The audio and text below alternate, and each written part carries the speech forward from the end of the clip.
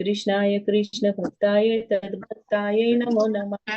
मुखं करोति वाचालं पङ्गुं लङ्घयते गिरिं यत्कृपातमहं वन्दे श्रीगुरुदीनतां परमानंद माधवम श्री चैतन्य।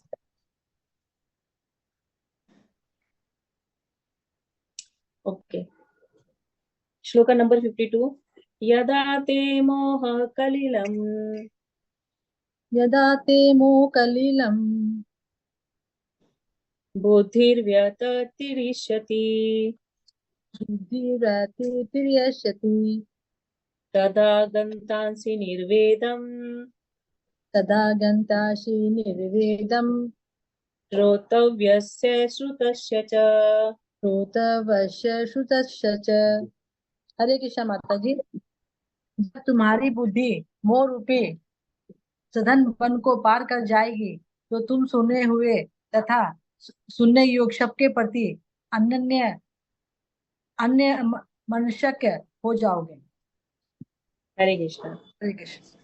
तो भगवान ये पूरी सीरीज में क्या बोल रहे हैं, एक सीरीज चल रही है ना श्लोकास की। भगवान पहले बोले कि तुम अपने कर्तव्यों को पूरा करो, तो कर्तव्यों को पूरा करने के बाद भगवान बोलते हैं अपनी बुद्धि को स्थिर करो। बुद्धि को स्थिर कैसे करना है? हमको समभाव होना पड़ेगा, समता लानी पड़ेगी अपने अंदर। अपनी बुद्धि को ये मतलब इफेक्टिव नहीं होने देना है। जीवन में जैसे सर्दी गर्मी आती है, हम लोग क्या करते हैं, जब सीजन चेंज होने वाला होता है, जैसे अभी गर्मी खत्म हो रही है, धीरे धीरे अब सर्दी आ रही है, तो क्या हम लोग रोएंगे पीटेंगे बैठ के, हाय सर्दी आ गई बचाओ हमको सर्दी आ गई? नहीं, हम लोग क्या करेंगे, उसके लिए अब थोड़े दिन में प्रिपरेशन शुरू कर देंगे। यहाँ तो खैर बहुत कम सर्दी पड़ती है, यहाँ तो इतनी सर्दी नहीं है। नॉर्थ में जाएंगे तो बहुत सर्दी पड़ती है, वहां अभी से तैयारियां होनी शुरू हो जाती है ना। कि कोई छोटे बच्चे हैं जिनकी एज बढ़ रही है, उनके हर साल में कपड़े छोटे हो जाते हैं। अगर छोटे हो रहे हैं, डाल डाल के देखते थे हम लोग अपने बच्चों को कि अभी आ रहे हैं कि नहीं कपड़े, और नहीं आ रहे तो कितने कपड़ों की हमको और जरूरत है, उस हिसाब से हम तैयारी करके रखेंगे। घर में कंबल, अगर कोई गेस्ट आने वाले हैं, घर में कितना कंबल रजाइयां हैं, हम सब ये सब क्या है, प्रिपरेशन कर रहे हैं। हम लोग ये नहीं है कि वो सर्दी आ रही है तो घबरा के हम लोग रोने पिटने बैठ गए, ऐसा नहीं होता है। तो इसी तरह से भगवान क्या बोलते हैं, अपनी बुद्धि से प्लानिंग करो कि हमको ये जिंदगी में जो हमारे जीवन में सुख और दुख बार बार आ रहे हैं, इनमें हमको स्थिर कैसे, उसके लिए क्या करना है, अपनी बुद्धि को कंट्रोल करके भगवान बोले मुझ में स्थिर करो। फिर अगर ऐसे कर लेंगे तो, ऐसा अगर तुम प्रैक्टिस कर पाओगे, अपनी बुद्धि में समता ला पाओगे, संभाव हो पाओगे, अपनी हम फिर हम इफेक्टेड नहीं होंगे। तो भगवान बोलते जब ऐसी स्थिति में तुम होगे तो तुम्हारी बुद्धि, ये जो इस भौतिक जगत रूपी जंगल है, इस ये जो घनघोर जंगल है, इस जंगल को पार कर जाएगी। और फिर ये जो वेद शास्त्रों की बातें हैं, वेद शास्त्र मतलब, वेद शास्त्रों में भगवान क्या बोल रहे थे अर्जुन को कि अलंकारमयी भाषा में मत फंसो। अलंकारमयी मतलब इसमें जो सकाम कर्मों के लिए उपाय दिए गए हैं उनमें मत फंसो, क्योंकि सकाम कर्म करने से हम इस जगत में ही फंसे रह जाएंगे, है ना। तो फिर जब हमारी बुद्धि ऐसे स्थिर हो जाएगी, जब हमको एक्चुअल नॉलेज आ जाएगी कि हमको इस भौतिक जगत में कहाँ कहाँ हम फंस सकते हैं, अगर हम बहुत अच्छे काम करेंगे और या कुछ प्राप्त करने के लिए काम करेंगे। जैसे पहले हमको जब बुद्धि नहीं थी, है ना, हमको ज्ञान नहीं था कि स्वर्ग में जाना क्या है, तो सब लोग क्या सोचते थे स्वर्ग में जाए, हमको लगता था स्वर्ग में ही भगवान है ना। लेकिन ये इस्कॉन ज्वाइन करने के बाद पांच जी की कृपा से अब हमको समझ में आ रहा है, नहीं, स्वर्ग भी इस मेटीरियल वर्ल्ड का ही एक हिस्सा है। जैसे इस मेटीरियल वर्ल्ड में झोपड़ियां भी हैं, यहाँ पे सिंपल घर भी है, यहाँ पे 5 स्टार होटल भी है, इसी तरह से इस मेटीरियल वर्ल्ड में नीचे के लोग भी हैं, इस धरती पे जैसे हैं नॉर्मल भी हैं, और इससे हाई फाई भी 5 स्टार होटल भी है ना। तो मतलब हम इस जगत में ही रह जाएंगे, अगर हम स्वर्ग में भी जाएंगे तो वहां भी जाना अच्छा नहीं है। तो इसीलिए फिर अब हमको समझ में आया कि नहीं, ये जो हम बोलते हैं कि ये काम करे स्वर्ग मिलेगा, वो ये कोई अच्छा नहीं है। हमको ना कर्म में फंसना है, ना हमको विकर्म में फंसना है, हमको तो अकर्म में जाना है, ताकि हम ये जो मोह माया है इससे हम लोग बाहर निकल सके। ये कब होगा? जब हम अपनी बुद्धि को ऐसे स्थिर करेंगे, ज्ञानमय करेंगे, जब हम इन कर्मों को, कर्मों की गति को, इनके ढंग को समझेंगे, जब भगवान जैसे बता रहे हैं वैसे जब हम कर्म करेंगे, तब हम क्या होगा, ये सब जो वेद शास्त्रों में अलंकारमयी भाषा है, फिर वहां से हमको विरक्ति हो जाएगी, फिर हम वहां का रास्ता नहीं पूछेंगे कि वहां जाने कैसे जाना है। अभी जो लोग भक्ति कर रहे हैं प्रभुपाद जी की कृपा से, जिनको ज्ञान हो गया, वो कभी भी नहीं जानना चाहते शास्त्रों में देख के कि अरे ये स्वर्ग की प्राप्ति कैसे होती है, कोई ढूंढता नहीं है। लेकिन जिनको ज्ञान नहीं रहता वो ढूंढने बैठ जाते हैं, अच्छा स्वर्ग कैसे मिलता है, चलो बताओ बताओ बताओ बताओ, ये कैसे प्राप्ति होती है, बताओ बताओ बताओ, है ना। तो हम लोग भागवतम में एक एग्जाम्पल आता है ध्रुव महाराज का। ध्रुव महाराज जब भक्ति करने गए थे जंगल में, वो भक्ति करने नहीं गए थे एक्चुअली। उनको क्या हुआ था, उनके पिता ने उनको गोद में नहीं बिठाया। तो उनकी दो माता थी, एक तो उनकी माता थी जो सुनीति, और दूसरी माता थी सुरुचि। ठीक है। तो सुरुचि जो थी ज्यादा सुंदर थी, और सुनीति जो थी अच्छी स्त्री थी, ज्ञानवान थी, लेकिन उतनी चटक मटक वाली नहीं थी। तो लेकिन वो सुरुचि जो थी थोड़ी चटक मटक वाली थी, तो उतनी स्वभाव में उतनी स्थिर नहीं थी। तो इसीलिए वो सुरुचि का पुत्र को उसके पिता उत्तानपाद गोद में बिठाए हुए थे।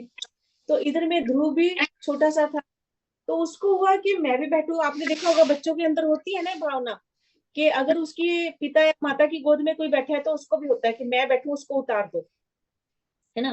तो ध्रुव के लिए तो उसके पिता है, तो इसीलिए उसने ये भी नहीं बोला कि इसको उतार दो, उसके छोटे भाई को उतार दो, ऐसा नहीं बोला, लेकिन उसको आके मुझे भी गोद में ले लो। माता जी आपके माइक से पता नहीं क्यों थोड़ी आवाज आवाज सी आ रही है, थोड़ा डिस्टरबेंस हो रही है। किरण माता जी थोड़ा सेट कर लीजिए, अभी मैंने आपको म्यूट कर दिया एक बार।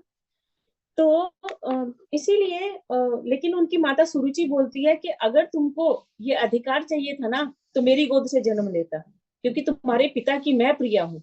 तो मैं प्रिया हूँ तो इसलिए मेरे बच्चे को अधिकार मिलेगा गोद में बैठने का। तो जाओ भगवान से जाके प्रार्थना करो कि तुमको भगवान मेरी गोद से जन्म दे।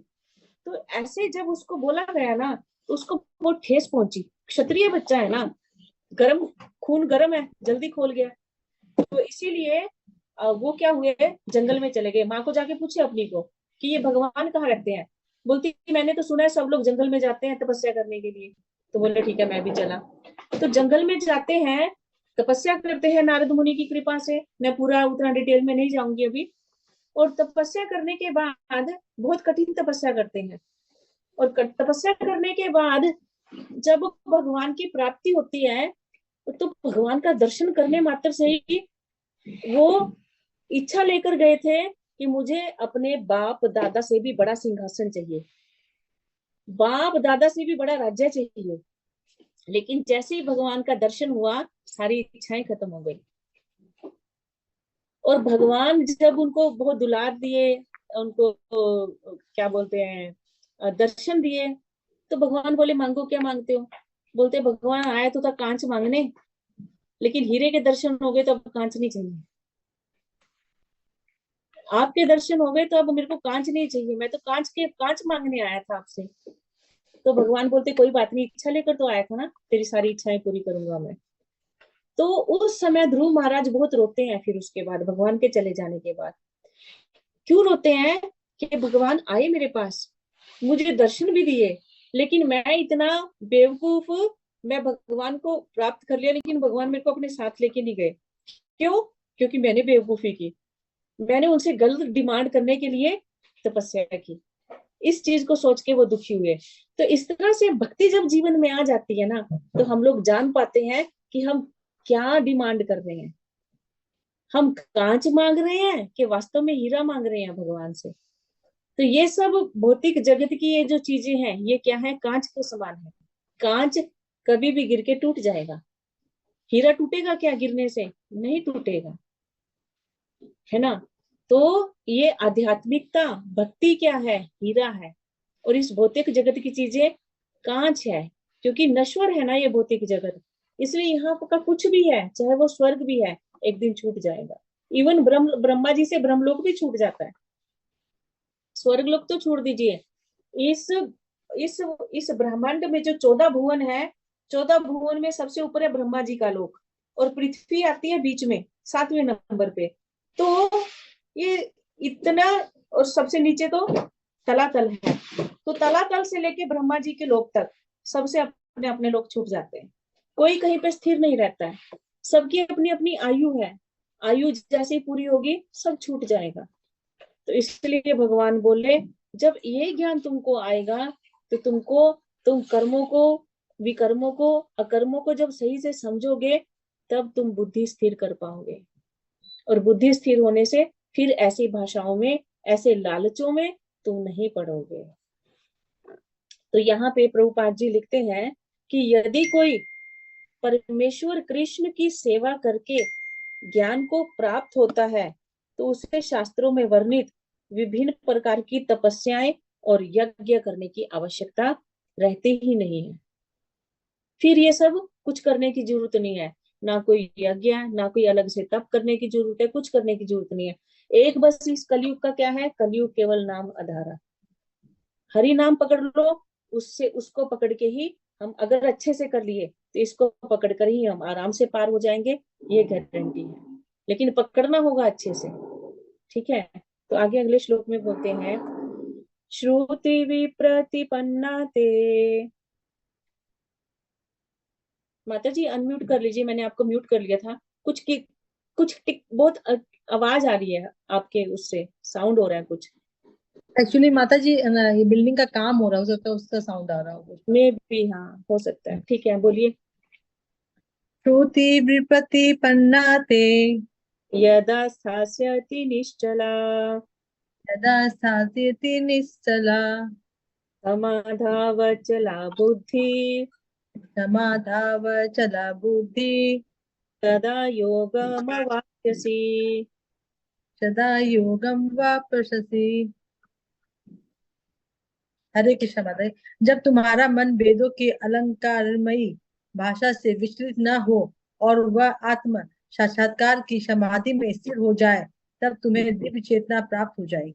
हरि बोल। तो ये एग्जैक्ट वर्डिंग अब भगवान ने यहाँ बोल दी कि जब तुम्हारी बुद्धि ऐसी हो जाए कि अब तुमको भौतिक जगत की चीजें नहीं चाहिए, आप कोई भी कार्य कर रहे हो उसके बदले में, लो भगवान हम 5.25 का प्रसाद चढ़ाए, हमको 1 लाख रुपए की लॉटरी लगा दो, मेरा ये, मैं इतने का प्रसाद चढ़ाऊंगी, मेरा ये काम बन जाए, ऐसी चीजें हमको सुहाए नहीं। जब ऐसी चीजों से मन हट जाए, जब हमको इस भौतिक जगत की कोई भी चीज नहीं चाहिए, ऐसा हमारा मन जब स्थिर हो जाए, तो इसको क्या बोला जाता है, और हम भगवान में हमारी आसक्ति होनी शुरू हो जाए, तब क्या हो रहा है, आत्म साक्षात्कार में हमारी बुद्धि स्थिर हो रही है, हमारी आत्मा आत्म साक्षात्कार में लग रही है। तब भगवान बोलते हैं तुमको क्या प्राप्त होगा, दिव्य चेतना, दिव्य चेतना मिलेगी। ये जो अभी क्या है, हमारी चेतना है, आप बोलेंगे चेतना तो है ही है हमारे अंदर माता जी, चेतना ना होती तो हम चल फिर कैसे पाते, है ना।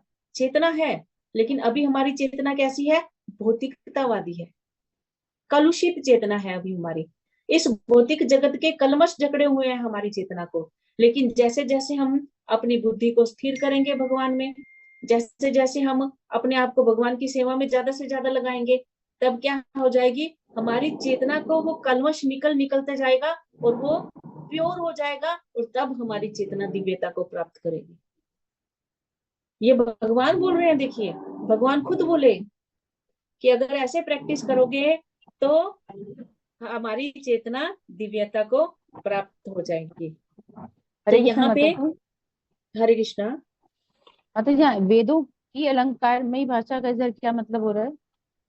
माता जी, ये 3-4 बार आ चुका है ये अलंकारमयी भाषा, मतलब जो वेदों में क्या है, वेदों में मैंने आपको क्या बताया था कि वेदों में क्या किया गया है, हर तरह के गुणों के व्यक्ति का ख्याल रखा गया है, तमोगुनी का भी, रजोगुनी का भी, सतोगुनी का भी, ठीक है।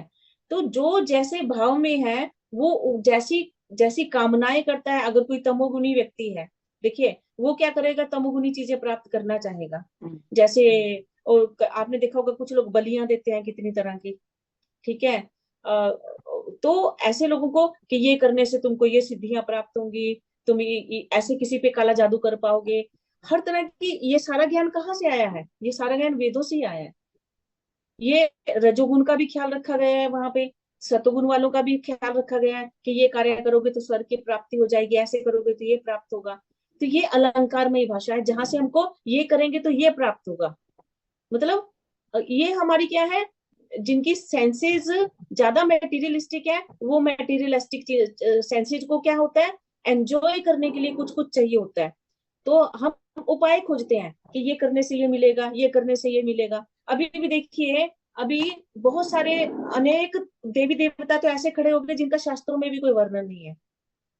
हुआ क्या, किसी ने कहीं पे कुछ वो कर दिया, अरे इतनी हमको तो ये कृपा मिली यहाँ पे कि हमारा ये पूर्ण हो गया। अभी आप देखिए, कहने की बात नहीं है, बहुत बार मैंने देखा है, माफ कीजिएगा किसी के अगर फीलिंग्स हर्ट हो अगर इसमें, वैसे तो मैं अ, गलत नहीं कह रही हूँ।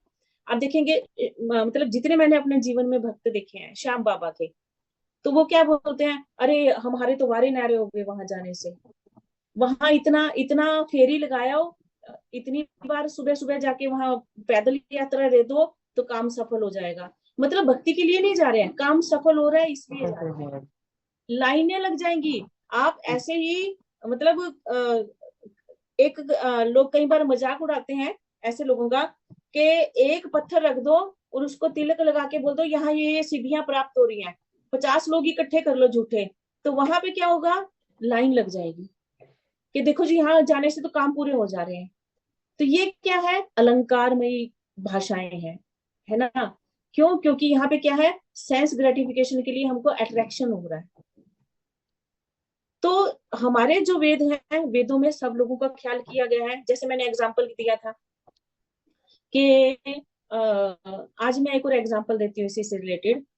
एक बच्चा, दो बच्चे हैं, ठीक है, दोनों को क्लास में पेपर मिलता है, 75% आते हैं दोनों को, ठीक है।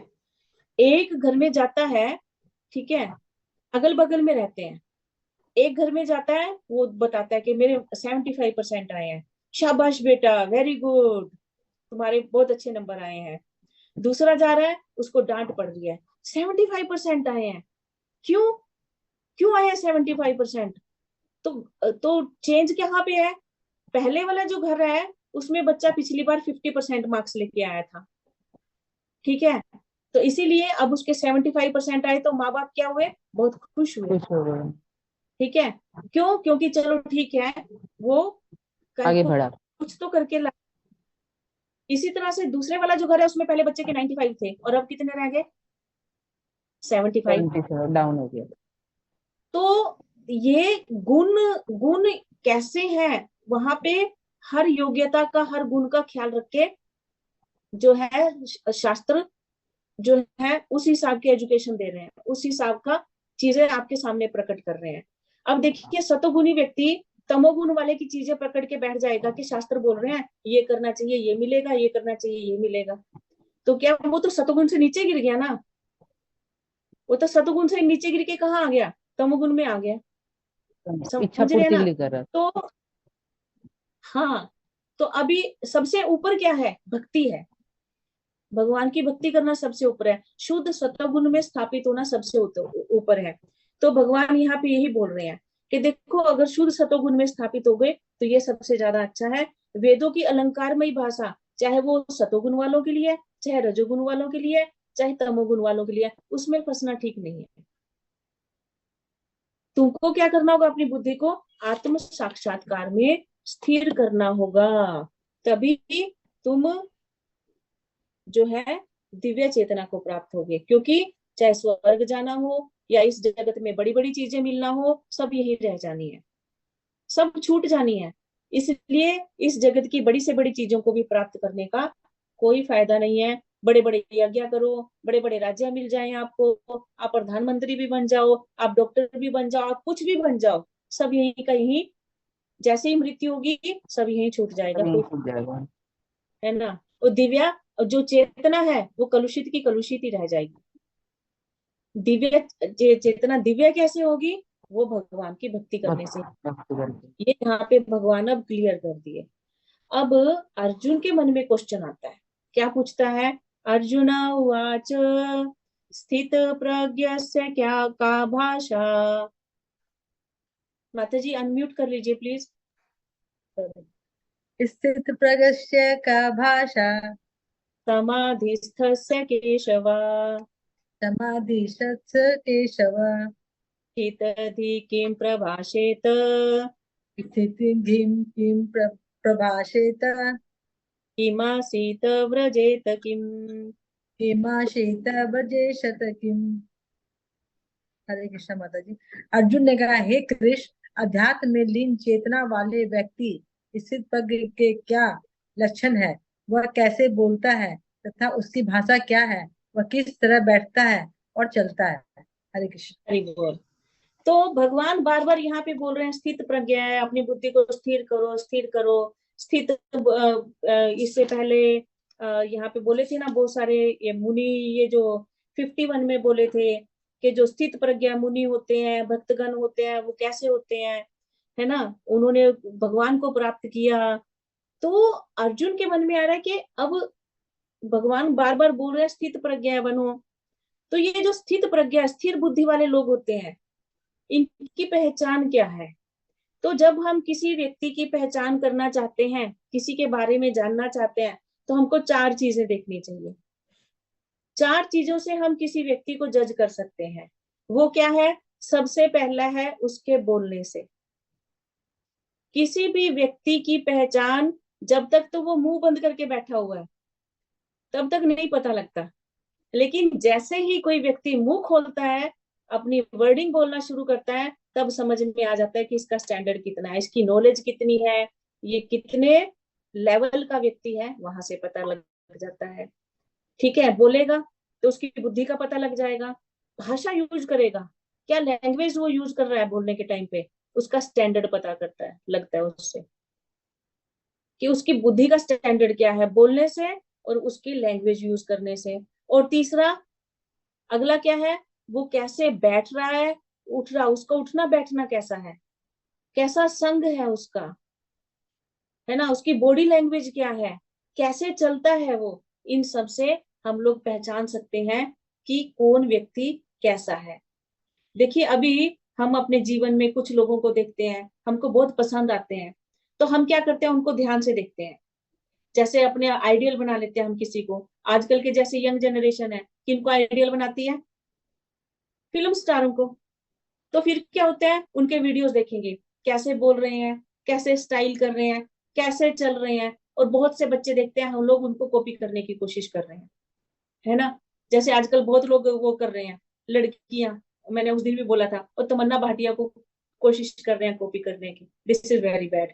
तो अभी क्या हो रहा है, क्योंकि माइंड के ऊपर छाप पड़ रही है उनकी, इसीलिए वो उनको कॉपी कर रहे हैं। और लेकिन अर्जुन अर्जुन के ऊपर छाप किसकी दे रहे हैं भगवान? बार बार किसकी बात कर रहे हैं? स्थित प्रज्ञा, धीर मुनि की।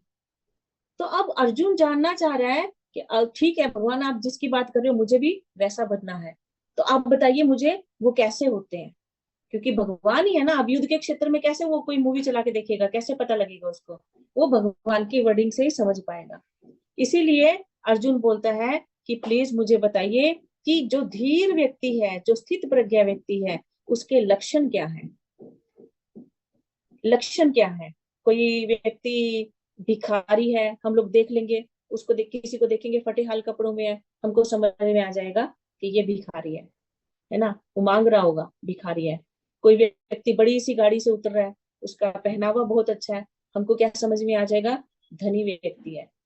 कोई बहुत सिंपल कपड़ों में होगा, है ना, और लेकिन आचार व्यवहार बहुत अच्छा होगा, हम क्या जानेंगे? सिंपल है, बहुत धन नहीं है, लेकिन बहुत अच्छी बुद्धि वाला व्यक्ति है। तो इस तरह करके हर व्यक्ति की पहचान उससे होती है, उसके ड्रेसअप होने के तरीके से, खड़े बोलने चालने के तरीके से होती है। तो इसीलिए अर्जुन भी जो है अब जानना चाहता है कि कैसे लक्षण होते हैं। तो भगवान जो है अब आगे कुछ श्लोकों में ऐसे व्यक्तियों के लक्षण बताएंगे कि स्थित प्रज्ञा व्यक्ति के को कैसा होता है और हमको कैसा होने की कोशिश करनी चाहिए। श्री भगवान उवाच हरे प्रज। कृष्ण माता जी। जी कभी से माता बोल रहे जी। हैं माता जी, सॉरी। चार चीज फिर और एक क्या बताया माता जी? एक तो पहनावा हो गया, एक बैठने का हो गया, एक बोलने का हो गया, और एक बोलता कैसे है, बोलने का तरीका। हाँ, बोलने का हो गया है तो बताया माता जी। और एक बैठने नंबर का दो, हो वो गया, एक पहनावा हो गया, और भाषा कैसी यूज कर रहा है। हाँ। भाषा कैसी यूज कर रहा है, वो अच्छा, बैठ बोलना। कैसे रहा है, बैठना उसका हम्म। कैसा है। उठने बैठने में आप उसका संग भी ले सकते हो, ठीक है। और चल रहा कैसे है, उसका चलना कैसे, ठीक है, उसकी चाल कैसी है। चलना, चलना मतलब बॉडी लैंग्वेज कैसा है, वो ठीक है। कॉन्फिडेंट है कि कैसा है, इस तरह करके, ठीक है। ठीक। तो भगवान श्री भगवान उवाच प्रजहाति यदा कामान प्रजाहाति यदा कामा सर्वान् पार्थ मनोगतान् सर्वान् पार्थ मनोगतान् आत्मन्येवात्मना तुष्टः आत्मन्येव तामाना तुष्ट स्थितप्रज्ञस्तदुच्यते। सदोषते। हरे कृष्ण मन। श्री भगवान ने कहा, हे पार्थ, जब मनुष्य मनोधर्म से उत्पन्न होने वाली इंद्रिय तृप्ति की समस्त कामनाओं का परित्याग कर देता है और जब वह इस तरह से विशुद्ध हुआ उसका मन आत्म में संतोष प्राप्त करता है तो वह विशुद्ध दिव्य चेतना को प्राप्त स्थित प्रज्ञ कहा जाता है। तो पहली पहचान क्या है स्थित प्रज्ञा व्यक्ति की। स्थित प्रज्ञा मतलब जिसकी बुद्धि भगवान में स्थिर है। नंबर वन, नंबर वन क्या है कि उसके मन में जो भी इच्छाएं उठ रही हैं उनका वो त्याग कर देता है। जो भी इच्छाएं मतलब, अभी देखिए किसी के मन में भगवान के प्रति भी कोई इच्छा उत्पन्न हो सकती है कि भगवान के लिए ऐसा किया जाए वैसा किया जाए, तो क्या वो भी नहीं करना चाहिए। भगवान यहाँ क्या बोल रहे हैं, कामांस ये जो है मनोधर्म से उत्पन्न, हमारे मन से जो उत्पन्न हो रही है, मतलब हमारी इंद्रिय तृप्ति के लिए, हमारे सेंस ग्रेटिफिकेशन के लिए जो भी इच्छाएं हमारी उत्पन्न हो रही है कि हमारे पास ये हो, ऐसा हो, वैसा हो, जो इच्छाएं हमको इस भौतिक जगत में फंसाने वाली है, जो ऐसी इच्छाओं का परित्याग कर देता है, वो व्यक्ति क्या है, स्थित प्रज्ञा है। और इस तरह से विशुद्ध हुआ उसका मन आत्मा में संतोष करता है, यानी वो अपने आप में सेटिस्फाइड रहता है। उसको अपने कर्मों के हिसाब से या उसको अपने जीवन में जो मिला वो उससे सेटिस्फाइड रहता है कि ठीक है भगवान, जो जैसा मिला वो अच्छा है, वो उसी में, वो कभी किसी की ओर किसी से ईर्ष्या द्वेष नहीं रखता। सामने वाले को ज्यादा मिल गया तो उसको ये नहीं है कि क्रोध आ रहा है या ईर्ष्या कर रहा है, वो सब नहीं उसके अंदर। वो अपने आप में यथा लाभ संतोषा, जो मिला उसमें संतुष्ट रहता है। तो ऐसा व्यक्ति क्या है, भगवान बोलते हैं दिव्य चेतना को प्राप्त करता है, जो अपने आप में संतुष्ट है, जिसकी सेंसेस जगह जगह अलग अलग चीजों के पीछे नहीं भागती हैं। तो इसको हम लोग समझेंगे। तो यहाँ पे प्रभुपाद जी बोलते हैं कि जो व्यक्ति अध्यात्म में स्थित नहीं होता उसमें एक भी योग्यता नहीं होती, क्योंकि वह अपने मनोधर्म पर ही आश्रित होता है। अभी देखिए भक्ति जीवन में नहीं है, ठीक है, हम सब पहले ऐसे थे कि पहले भक्ति नहीं थी, तो हमारी जितनी भी डिमांड्स हमारी लाइफ में रहती थी वो कहाँ से उत्पन्न होती थी, हमारे मन से।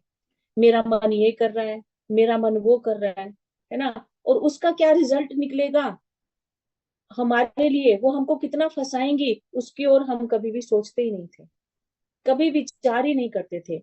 लेकिन अभी जब हम गीता को पढ़ रहे हैं, भागवतम को पढ़ रहे हैं, तब हमको समझ में आ रहा है कि नहीं नहीं, ज्यादा डिमांड्स करेंगे तो हमको फंसाएंगी, और बहुत ज्यादा कुछ इकट्ठा करेंगे या बहुत ज्यादा लालच में पड़ेंगे तो जब छोड़ना पड़ेगा, जब मृत्यु होगी, जब ये चीजें छूटेंगी। या कभी कभी क्या होता है, किसी किसी व्यक्ति को पहले बहुत लैविश जिंदगी जीता है लेकिन कर्मों के फल के अनुसार अचानक उसको सब चला जाता है, कोई लॉस हो जाता है। तो जब उस टाइम में ऐसी जिंदगी जीनी पड़ती है तो बहुत कठिन हो जाता है जो लोग भक्ति में स्थित नहीं होते, है ना। तो इसीलिए प्रभुपाद जी बोल रहे हैं कि ऐसी जो डिमांड्स हैं ये क्या होती हैं, मन पर आश्रित होती हैं। और इन ये जो मन के धर्म के अनुसार जो हमारी डिमांड्स उत्पन्न होती है ना हमारे अंदर, उनको किसी भी तरह से हम कंट्रोल नहीं कर सकते। भक्ति के अलावा, भक्ति को छोड़ के अगर आप सोचो कि हम इनको किसी तरह से कंट्रोल कर सकते हैं, नहीं होती कंट्रोल ये। अभी देख लीजिए, जो लोग भक्ति नहीं करते वो लोग खाली क्या कर रहे हैं, जैसे कोई बोलता है नहीं नहीं हमको कोई कर्म नहीं करना, लेकिन हमको भक्ति भी नहीं करनी, हम हिमालय में जाके अपने आप स्थिर होके बैठ जाएंगे। ऐसे बहुत से एग्जाम्पल हैं, जो लोग बहुत लंबी लंबी तपस्या की है या खाली ऐसे ही जाके बैठ गए, लेकिन फिर भी माया में फंस गए, है ना। या फिर ऐसा करने से भी कोई व्यक्ति कर्म शून्य नहीं हो सकता है। चाहे हम ऐसे भी बैठे हैं तब भी हमसे बहुत सारे कर्म बैठे बैठे भी होंगे। तो इसीलिए प्रभुपाद जी बोल रहे हैं, किसी आर्टिफिशियल तरीके से हम इस तरह की कामनाओं को रोक नहीं सकते, लेकिन अगर हम अपने इस मन को कृष्ण भावनामृत में लगा दें तो सारी विषय वासनाएं अपने आप ही बिना प्रयास के खत्म हो जाएंगी। अभी यहाँ पे अपनी क्लास में जो लोग बहुत पहले से जुड़े हुए हैं, बहुत बड़े बड़े एग्जाम्पल अपने दे सकते हैं कि पहले कैसी डिमांड्स थी उनकी और अब कहाँ से कैसी हो गई हैं। पहले संग कैसा था, कैसा कैसा कैसी कैसी जगहों पे जाना अच्छा लगता था, और अभी वही लोग जिनके साथ पहले अच्छा लगता था उन्हीं का संग अब छूट गया, अभी मन ही नहीं करता। अभी तो लगता है अरे अगर उनका फोन भी आ जाता है, यार बंद करें ना ये लोग फोन, क्यों फालतू में मेरा टाइम वेस्ट कर रहे हैं, क्योंकि उनकी बातें अभी भी वही है ना। तो मैक्सिमम लोग जितने हैं जिनके चेहरों पे अभी अभी मुस्कुराहट आ रही है ना, सबका पता लग रहा है कि पहले ये सब था लेकिन अभी सबका चेंज हो गया है। तो ये कैसे हुआ, ये प्रभुपाद जी की कृपा से, जब हम कृष्ण भावनामृत में आए तब हम लोगों का ये चेंज हुआ। तो इसीलिए प्रभुपाद जी बोलते हैं, अत्यधिक उन्नत जीवात्मा अपने आप को परमेश्वर का दास मानकर आत्मतुष्ट रहता है।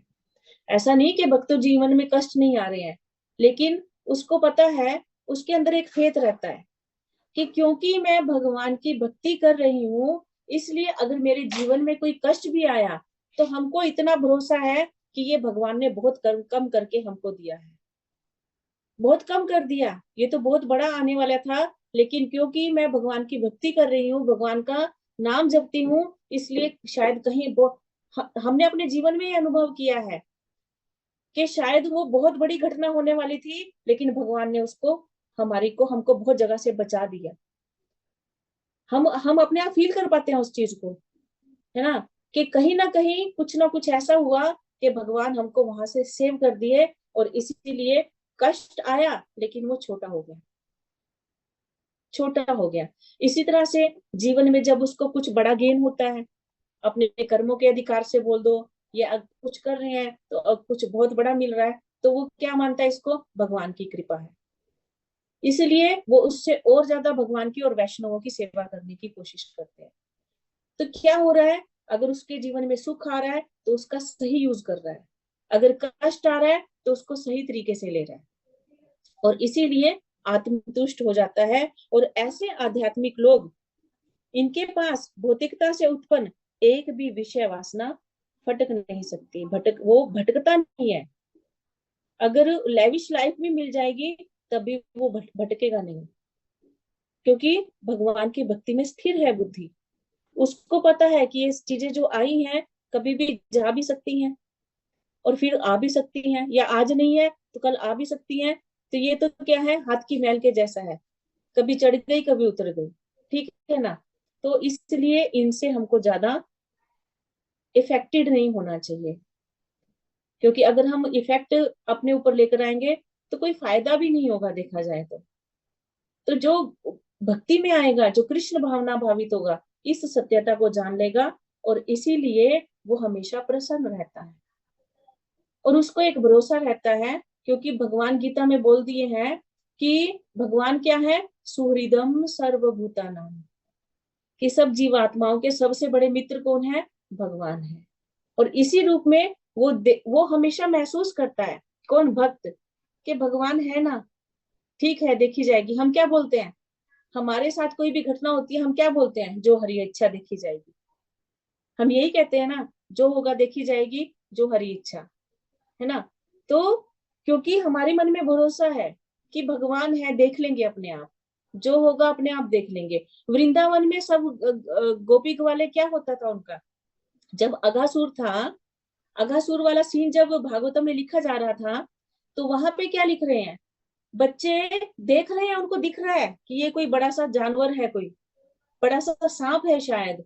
ये गुफा जो दिख रही है, ये जस्ट एक गुफा नहीं है, क्योंकि वहां पे स्लिपरी था वो। लेकिन क्या कर रहे हैं, कृष्ण है ना, अगर कुछ गलत भी हुआ तो कृष्ण है ना साथ में, अपने आप देख लेंगे, अपने आप देख लेंगे। तो ये भक्ति का भाव है, यही भरोसा एक भक्त को भी होता है, और इसीलिए वो ना तो इसलिए वो निर्भय भी होता है। अब वृंदावन के जो बच्चे थे, छोटे छोटे बच्चे थे, अगासुर के मुंह में चले गए, समझ भी आ रहा है तब भी चले गए, तो क्या थे वो, मतलब निर्भय थे। निर्भय क्यों थे, क्योंकि बांसुरी वाला साथ में था। तो इसीलिए बोला जाता है भक्त भी निर्भय हो जाते हैं। तो इसीलिए यहाँ पे एक भक्त को भरोसा रहता है कि भगवान जो है उनके साथ हैं। जैसे हम लोगों को भरोसा रहता है जब हम ऑपरेशन कराने जाते हैं कि डॉक्टर है, देख लेगा अपने आप, है ना।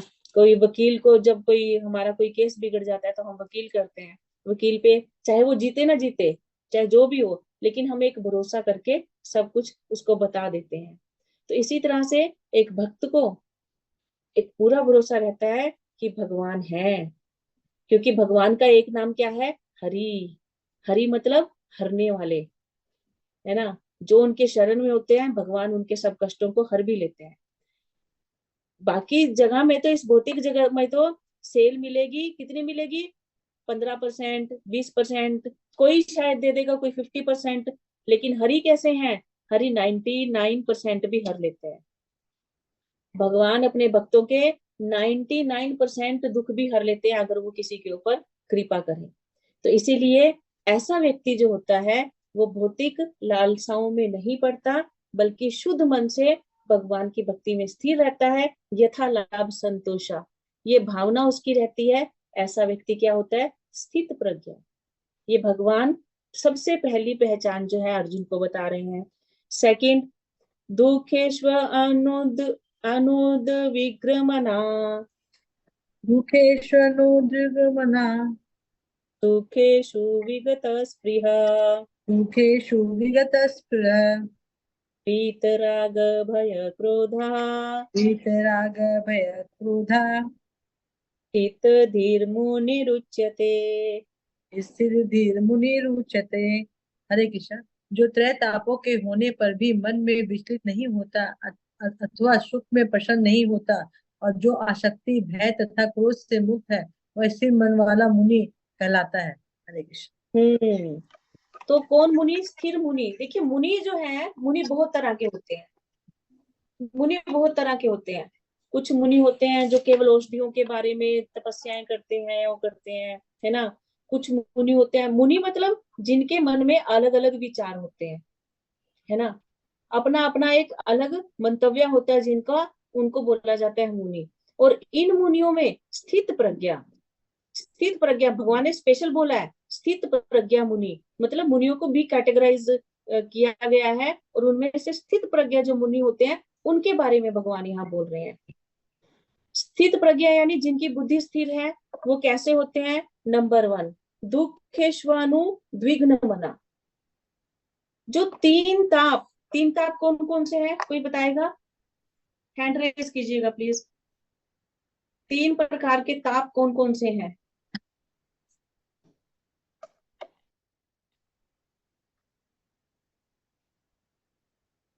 ओके, रचना माता जी, रचना जिंदल माता जी। हरे कृष्ण माता जी, करेक्शन कर देना अगर गलत हो। अधिदैविक, अधिभौतिक और आध्यात्मिक। हाँ, ये जो है 3 तरह के ताप हमारे सबके जीवन में होते हैं। अधिदैविक मतलब जैसे भूकंप हो गया, सूखा पड़ना, जो देवी देवताओं की तरफ से हमको दिए जाते हैं। दूसरा अधिदैविक, अधिभौतिक, जो दूसरे लोगों के द्वारा हमको दिए जाते हैं। आप सड़क पे खड़े हो, सामने से आके किसी ने टक्कर मार दी, या दूसरे लोग हमको किसी को कुछ बोल दिए, वो हमने अपने मन में ले लिए। किसी ने अचानक चलते चलते हमको धक्का देके गिरा दिया, है ना। तो इस तरह करके दूसरों के द्वारा जो हमको कष्ट दिए जाते हैं वो क्या हुए, आधि भौतिक। और तीसरा है आधि आत्मिक, मतलब जो हमारे अपने ही मन में उत्पन्न होते हैं। हम अपने ही मन से जो खुद ही सोच सोच के कुछ भी गलत अपने मन में सोच लेंगे और वो सोच सोच के दुखी होते रहेंगे। तो ये क्या हुआ, ये 3 प्रकार के कष्ट हैं जो हमको इस भौतिक जगत में मिलते हैं। लेकिन जो धीर मुनि होगा, जो स्थिर चित्त वाला होगा, जिसकी बुद्धि स्थिर होगी, वो ऐसे 3 प्रकार के कष्ट जब आएंगे तो वो उनसे डिस्टर्ब नहीं होगा। सबसे पहले भगवान बोलते हैं, ठीक है। एक तो 3 ताप जब उसको मिलेंगे वो तब भी स्थिर रहेगा।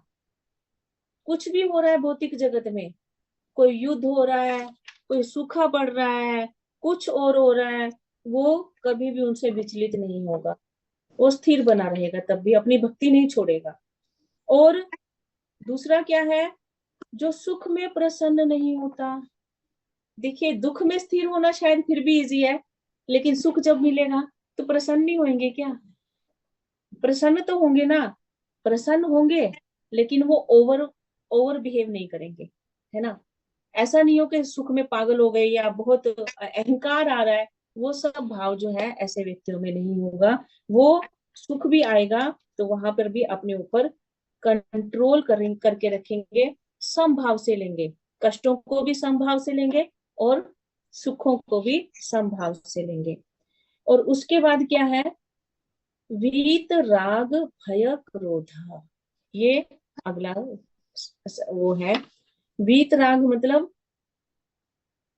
जो आसक्ति, मुक्ति, मुक्ति, वीत मतलब मुक्ति, राग मतलब आसक्ति, भय मतलब डर, और क्रोध मतलब गुस्सा। ये जो है ऐसी हर स्थितियों में भी जो समान रहेगा, जो अपनी बुद्धि को कंट्रोल करके रहेगा ऐसी स्थितियों में भी, वो व्यक्ति क्या है, स्थित प्रज्ञा व्यक्ति है। तो इसको कैसे समझेंगे हम लोग, देखिए, वो व्यक्ति जब सुख आएगा तो यही बोलेगा कि थैंक गॉड, आपकी कृपा है। कष्ट आएगा तो ये सोचेगा कि भगवान आपने कम करके दे दिया, ठीक है। और जब जीवन में कोई क्रोध आएगा, देखिए ये जो है ना, भय, भय हमको किसके लिए लगता है, भय किसके लिए लगता है, फ्यूचर के लिए लगता है। हम लोगों को फ्यूचर के लिए लगता है ना, ये मेरे से चला ना जाए। हमको डर, डर किस चीज का लगता है, जो हमारे पास है वो कहीं चला ना जाए हमारे पास से, है ना। ये हो जाएगा तो, ऐसा हो जाएगा तो भय हमको फ्यूचर के लिए लगता है। और जो हमारे पास है उसके प्रति क्या होता है, हमको राग उत्पन्न होता है, मोह उत्पन्न होता है। ये मेरा है, मैं इसको संभाल के रखूं। हम लोग उसके लिए चिंतित रहते हैं, बहुत चिंता करते हैं, क्योंकि उस चीज के प्रति हमको बहुत मोह है। और क्रोध किसके ऊपर आता है कि कहीं ये हमसे मतलब जो पास्ट के लिए भी हमको क्रोध आता है कि हमसे ये क्यों हो गया, ऐसा क्यों हो गया, या कोई कुछ बोल दिया तो हमको क्रोध आ जाता है। हम बहुत जल्दी अपनी सेंसेस का कंट्रोल खो देते हैं। तो ये सब चीजें क्या है, ये हमको, हमारी बुद्धि को अस्थिर करती है। अस्थिर मतलब बुद्धि के कंट्रोल को खो देती है हम लोगों के। जब हमको हमारे अंदर ऐसी भावनाएं होती है, कोई चीज के प्रति मोह होता है, किसी को खोने का डर होता है, तो ये, या फिर अगर हमारी कोई इच्छा पूरी नहीं होती तो हमको बहुत गुस्सा आ जाता है ना। तो ये सब स्थितियों में भी जो व्यक्ति अपने ऊपर कंट्रोल कर देता है, भगवान बोलते वो व्यक्ति स्थित प्रज्ञा है। वीत राग भय क्रोध में भी जो व्यक्ति अपने आप पे कंट्रोल रखता है, जो अपनी भक्ति को डिस्टर्ब होने नहीं देता। जीवन में देखिए बहुत सुख आते हैं। अभी क्या होता है, हम लोग देखते हैं किसी के घर में कुछ दुर्घटना हो गई, चलो भक्ति बंद। किसी के घर में कोई शादी ब्याह हो गया या कुछ बड़ा कोई ओकेजन हो गया, कुछ बहुत खुशी आ गई, चलो भक्ति बंद। क्यों?